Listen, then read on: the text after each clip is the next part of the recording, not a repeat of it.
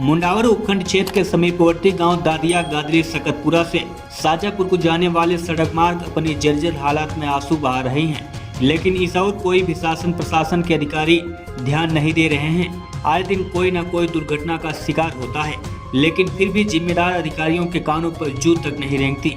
पता नहीं क्या किसी अनहोनी होने के इंतजार में बैठे हैं जिम्मेदार लोग। क्या उन लोगों को भी उन्हें समय का इंतजार है जब यहाँ के लोगों को गुस्सा उग्र आंदोलन के रूप में दिखाई दे। लोगों का कहना है कि हमारे यहाँ पर अगर किसी को कोई इमरजेंसी में जाना पड़ा या आना पड़े तो वहाँ पहुँच पाना मुश्किल ही नहीं नामुमकिन है, क्योंकि रास्ते की हालात इतनी गंभीर हो चुकी है कि ऐसे सड़क की रोड़ी तो दूर की बात रेत तक बाहर निकल आया है। लगभग 2 से 3 फीट गहरे गड्ढे हो चुके हैं, लेकिन फिर भी किसी भी जिम्मेदार अधिकारी या फिर यहाँ के क्षेत्रीय नेता लोगों का ध्यान नहीं है। आखिर क्या इस गंभीर बीमारी का कोई डॉक्टर मिल पाएगा जो इस जिंदगी और मौत के जंग लड़ रही समस्या से बाहर निकल पाएगा। जब यहाँ के युवा नेता संदीप फौलादपुरिया से इस गंभीर विषय पर बात हुई तो उन्होंने बताया कि इस सड़क मार्ग को लेकर कई बार शासन प्रशासन के लोगों को बहुत गंभीरता से अवगत कराया गया है, लेकिन फिर भी इस तरफ पता नहीं क्यों ध्यान नहीं दे रहे हैं।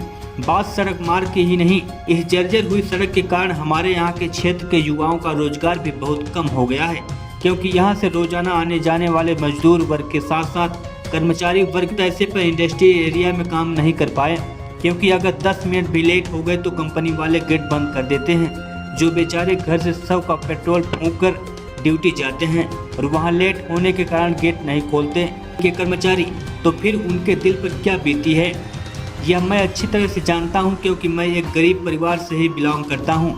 और बताया कि मैं पूरी ताकत लगा दूंगा, चाहे मुझे अपने प्राण तक न्यौछावर क्यों न करना पड़े, लेकिन यह जो सतपुरा से शाजापुर तक और जाट भगोला से लेकर सीलगांव हरियाणा बॉर्डर तक की सड़क मार्ग को जरूर बनवा कर ही दम लूँगा, चाहे मुझे इसके लिए भूख हड़ताल ही क्यों न करना पड़े।